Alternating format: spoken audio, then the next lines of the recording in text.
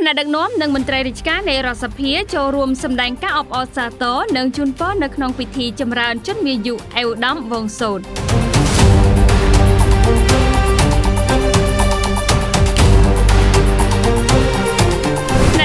និងមន្ត្រីរាជការនៃរដ្ឋសភានាព្រឹកថ្ងៃច័ន្ទទី2ខែមីនាឆ្នាំ2026នេះបានចូលជួបសម្ដែងការគួរសមនិងគោរពជូនពរជ័យយ៉ាងមហាឡារិកជូនចំពោះអេវដាំវងសូតអនុប្រធានទី2នៃរដ្ឋសភាក្នុងឱកាសដ៏មហាមង្គលនៃថ្ងៃខួបកំណើតចម្រើនជនមាយុគម្រប់70ឆ្នាំឈានចូល71ឆ្នាំក្នុងឱកាសដ៏វិសេសវិសាលនេះគណៈប្រតិភូដែលបានអញ្ជើញចូលរួមគោរពជូនពរជាបន្តបន្ទាប់រួមមានតំណាងគណៈកម្មាធិការអចិន្ត្រៃយ៍រដ្ឋសភាដឹកនាំដោយអេវដាំឈៀងវុនប្រធានគណៈកម្មការទី2តំណាងខុទ្ទកាល័យសម្ដេចប្រធានរដ្ឋសភាដឹកនាំដោយអេវដាំប៉ែនប្រកាសនាយករងខុទ្ទកាល័យតំណាងខុទ្ទកាល័យអនុប្រធានទី1រដ្ឋសភាដឹកនាំដោយអេវដាំប្រាក់ឈៀងនាយករងខុទ្ទកាល័យតំណាងខុទ្ទកាល័យអនុប្រធានទី2រដ្ឋសភាដឹកនាំដោយអេវដាំកៅពិសិដ្ឋនាយកខុទ្ទកាល័យ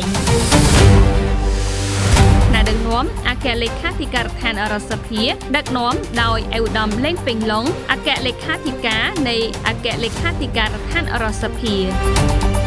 អ្នកដឹកនាំទាំងអស់បានសម្ដែងនៅកតញ្ញូតាធម៌និងការវិតម្លៃខ្ពស់ចំពោះគុណបំណាច់ដ៏ថ្លៃថ្លារបស់អេវដាំវងសូតអនុប្រធានទី2នៃរដ្ឋសភាដែលបានលះបង់កម្លាំងកាយចិត្តនៅក្នុងបេសកកម្មបម្រើជាតិមាតុភូមិនិងប្រជាជនពិសេសនៅក្នុងកិច្ចការនីតិបញ្ញត្តិអេវដាំបានចូលរួមចំណែកយ៉ាងសកម្មនៅក្នុងការធ្វើទំនើបកម្មរដ្ឋសភាឲ្យឆ្ពោះទៅរកសភាឌីជីថលនិងពង្រឹងកិត្យានុភាពស្ថាប័នរដ្ឋសភាលើឆាកអន្តរជាតិជាមួយគ្នានេះគណៈប្រតិភូក៏បានបួងសួងដល់វត្ថុស័ក្តិសិទ្ធិនៅក្នុងលោកនិងទេវតាឆ្នាំថ្មីសូមប្រោសប្រទានពរជ័យសិរីសួស្តីជូនអេវដាំនិងលោកជំទាវព្រមទាំងបុត្រាបុត្រីចៅប្រុសចៅស្រីសូមមានសុខភាពល្អបរិបូរណ៍បញ្ញាញាណភ្លឺថ្លាដើម្បីបន្តរួមចំណែកដឹកនាំនាវាកម្ពុជា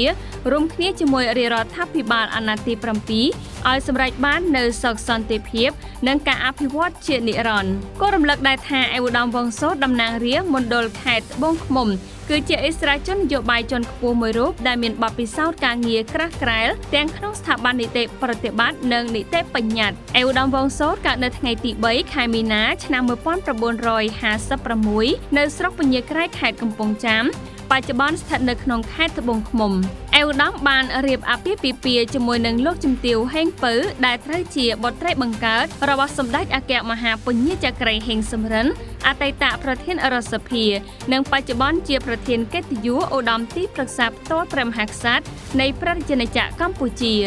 មុននឹងមកកាន់តំណែងជាអនុប្រធានទី2រដ្ឋសភាអេវដាំមានស្នាដៃលេចធ្លោជាច្រើននៅក្នុងការដឹកនាំក្រសួងសំខាន់ដូចជារដ្ឋមន្ត្រីក្រសួងសង្គមគិច្ចអតីតយុទ្ធជននិងយុវនីតិសម្បទាអេវដាំបានកាន់តំណែងនេះអស់រយៈពេលជាច្រើនឆ្នាំតាំងពីនីតិកាលទី4រហូតដល់នីតិកាលទី6ដែលបានជំរុញយ៉ាងខ្លាំងទៅលើការងារគាំពារសង្គមនិងការផ្ដល់នូវប្រាក់របបគោលនយោបាយជូនអតីតយុទ្ធជនរដ្ឋមន្ត្រីក្រសួងការងារនិងបណ្ដុះបណ្ដាលវិជ្ជាជីវៈអេវដាំក៏ធ្លាប់បានកាន់តំណែងជារដ្ឋមន្ត្រីក្រសួងការងារផងដែរកាលពីអាណត្តិមុន